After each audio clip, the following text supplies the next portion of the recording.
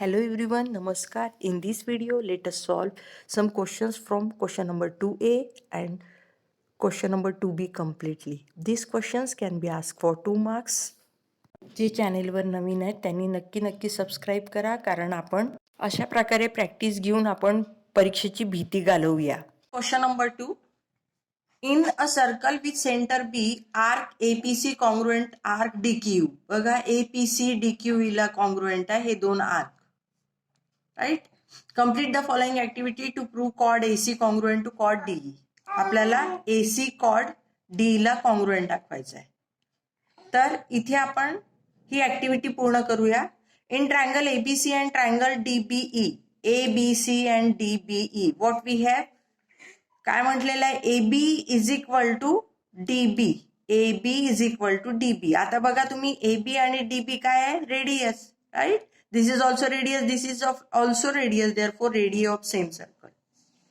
त्यानंतर काय म्हटलेलं आहे? BE. आता BE ही कोणाला कॉन्ग्रुएंट आहे? BC ला, कारण या दोन ट्रायंगलचा आपल्याला विचार करायचा आहे. So side BC congruent to BE. Again same reason, radii of same circle. Then angle ABC. This is angle ABC, right? Is congruent to angle DB. हा अँगल DB. तर हे दोन अँगल एकमेकांना congruent. These two angles are congruent and therefore we can say that these two triangles are congruent by. आता दोन triangle कुठल्या टेस्टने congruent आहे हे बघण्याकरता फक्त आपण एकाच ट्रायंगलचा विचार करू. बघा ही काय आहे? साइड. ही काय आहे? अँगल. ही काय आहे? Side. So SAS test. So कुठली टेस्ट? SAS test, right?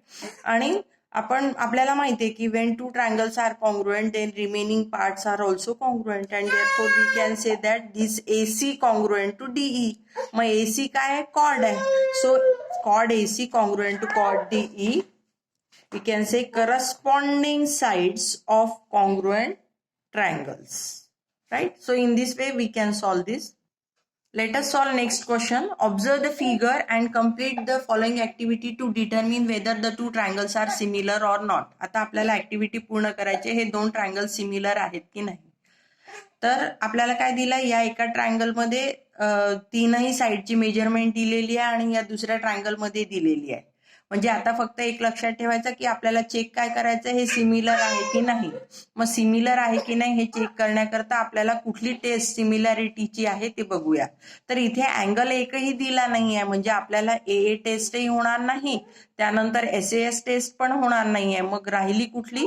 तीनही साइड्स दिलेली आहे. So let us take about SSS test. Let us complete the activity. PQ upon LM.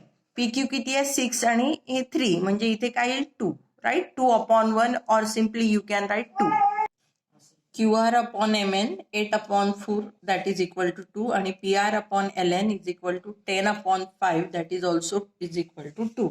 आता इथे all the 3 sides in proportion, म्हणजे 6 अपॉन 3 2, 8 अपॉन 4 2, 10 अपॉन 5 2, म्हणजे sides proportion मध्ये, and therefore we can say that triangle PQR similar to triangle LMN, right? It is similar. It's similar to triangle LMN and reason by SSS test of similarity. Test of similarity, right? So we have completed question number 2A of activity. Let us solve question number 2B. In triangle ABC, DE parallel to BC. ABC मध्ये DE ही BC ला parallel आहे. DB 5.4 आहे. दिस is 5.4. त्यानंतर AD जी आहे ती 1.8 आहे. AD 1.8, right? आणि EC 7.2 आहे. We have to find AE.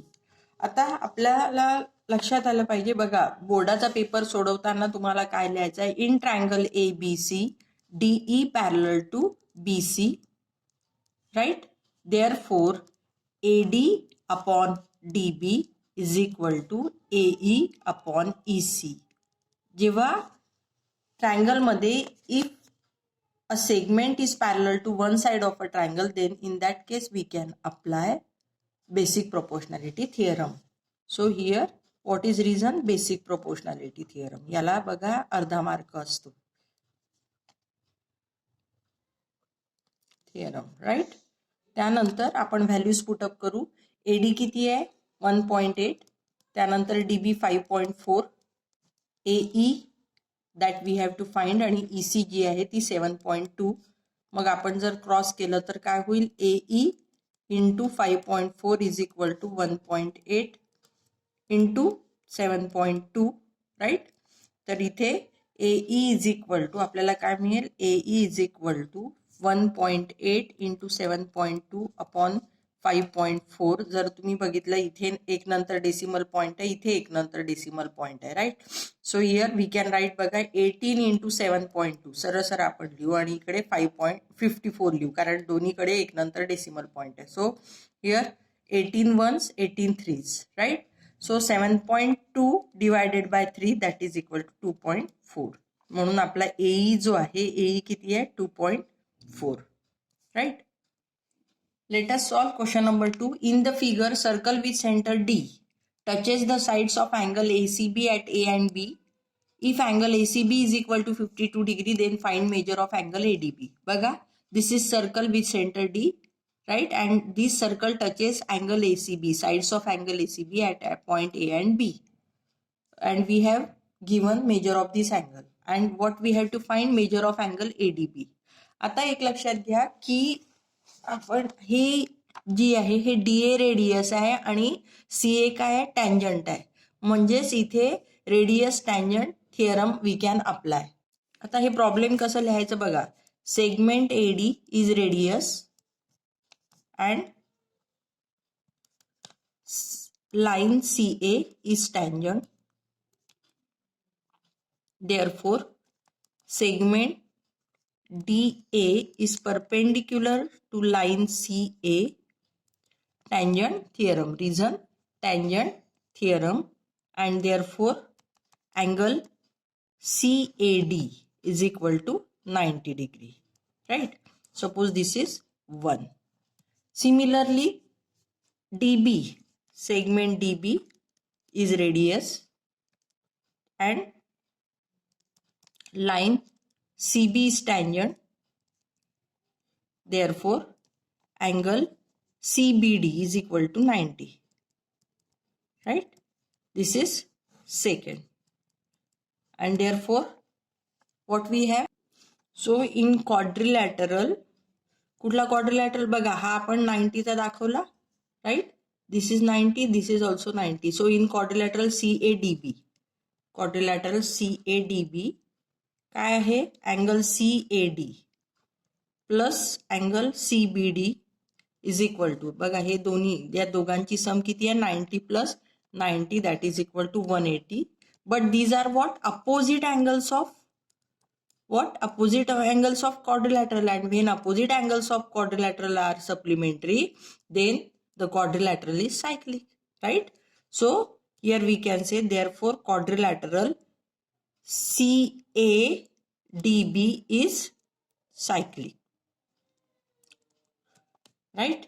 आणि मग हा cyclic आहे म्हणजे opposite angles, these are also opposite angle, therefore we can say angle ACB plus angle ADB, right, is equal to 180 because this is cyclic quadrilateral and these are the opposite angles, therefore they are supplementary. We have ACB, what is it? It is 52 degree. So 52 plus angle ADB is equal to 180 degree. म्हणजेच काय होईल? Angle ADB is equal to 180 minus 52. So here what do we get? Here we get 128 degree. So here angle ADB, this we have to find, and this angle ADB is equal to 128 degree. Next question. Draw a circle with center O and radius 3.9 centimeter. Draw tangent to the circle at any point on it without using center. आता बघा इथे without using center आपल्याला circle काढायचा आहे. So let us draw a circle of radius 3.9 centimeter. तेव्हा या याच्यामध्ये मी 3.9 centimeter. I have taken distance between the tips of compass and let us draw circle, right? So this is circle of radius 3.9 centimeter, and without using center we have to draw tangent. आता without using centre we have to draw tangent. तर इथे O is the centre of circle आणि मग मी इथे हा triangle, हा chord A B दाखवला, त्यानंतर हा पॉइंट सी घेतला, हा ट्रायंगल ए सी बी अशा प्रकारे काढला. आता मला विदाउट युझिंग सेंटर करायचं आहे, तर मी काय करणार आहे, इथे एक सुटेबल डिस्टन्स घेणार आहे between the tips of compass. मला पॉइंट बी वर टँजंट काढायचा आहे. बघा मी इथे काय करणार आहे, ट्रायंगल एबीसी काढला, त्यानंतर सी वर स्टील टिप ठेवलं आणि मी एक आर्क जो आहे, I have drawn arc, right. आणि तेवढंच डिस्टन्स घेऊन मी पॉइंट बी वर ठेवलं आणि तिथून परत एक आर्क काढला की जो सेगमेंट ए बी ला आणि सर्कलला इंटरसेक्ट होतो, राईट. असे सेम बघा इथे जेवढं अंतर घेतलं ना तेवढंच अंतर मी इथे बी वर, कारण बी या ठिकाणावरून मला टँजंट काढायचं आहे, तर इथे पण एक आर्क मारला, राईट. आता काय करणार आहे, हे जे दोन पॉइंट्स आहेत ना, हे एवढं जे डिस्टन्स आहे ते मी घेणार आहे between the tips of compass, right. आता ते डिस्टन्स कायम ठेवून मी काय करणार आहे, हा इथे स्टील टिप कशावर ठेवणार आहे, हा जो आर्क ए बी ला, arc A B segment A B ला किंवा कॉर्ड ए बी ला ज्या ठिकाणी इंटरसेक्ट करतो त्या पॉइंटवर स्टील टिप ठेवणार आहे आणि हा असा मी हा आर्क काढला, राईट. आता तर टँजंट काढण्यापूर्वी मी हा पॉइंट बी बरोबर चेक केला आणि हा point of intersection of two arcs हे दोन्ही बघितले आणि नंतर I have drawn a line through this point of intersection and through point B, right. आता बघा ही जी लाईन आहे, this line touches circle at one and only one point. Suppose this is line L and line L touches circle at one and only one point, and therefore this is tangent. In this way you can draw a tangent to the circle without using center. Let us solve next question. Find the length of hypotenuse of a right angle triangle if the remaining sides are 12 cm and 35 cm. आता बघा right angle triangle आहे आणि आपल्याला हायपोटेन्यूज काढायचा आहे. तर आपल्याला हे माहिती आहे की in right angle triangle what we have according to Pythagoras theorem, hypotenuse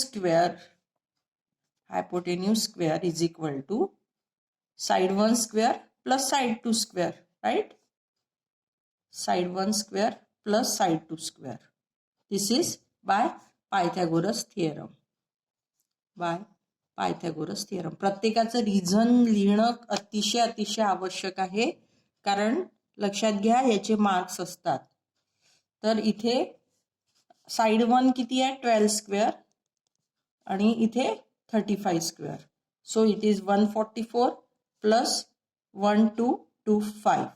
तुम्हाला 35 चा स्क्वेअर कसा काढायचा याची ट्रिक माहिती असेल. ज्याच्या युनिट्स प्लेसला 5 असतो त्याच्या कसं काढायचं, 5 चा स्क्वेअर करायचा आणि जो नंबर असेल 3 त्याच्यानंतरचा नंबर घ्यायचा, म्हणजे नेक्स्ट कॉन्झिक्युटिव्ह नंबर 3 नंतर येतो 4, मग 3 4 12, right. In this way you can find square of number having 5 in the units place. आता आपण यांची ऍडिशन करू. आपल्याला काय मिळतं इथे 1369. हा जो आहे हा कशाचा स्क्वेअर आहे, समजा hypotenuse square is equal to 1369. So hypotenuse is equal to square root of 37.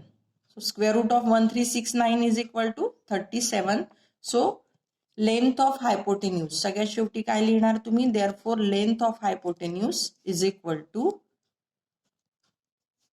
37 centimeter, right?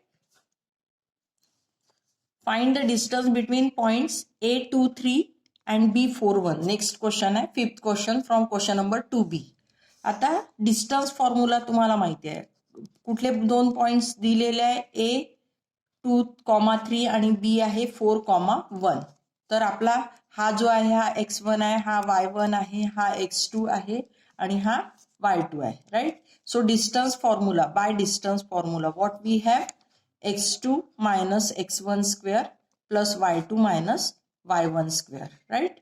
तर इथे x2 काय आहे 4 minus 2 square plus 1 minus 3 square म्हणजे इथे आपल्याला काय मिळेल 2 square plus minus 2 square that is equal to square root of 4 plus 4 that is equal to square root 8 आणि मग इथे 4 2s म्हणजे इथे किती राहील 2 root 2 right.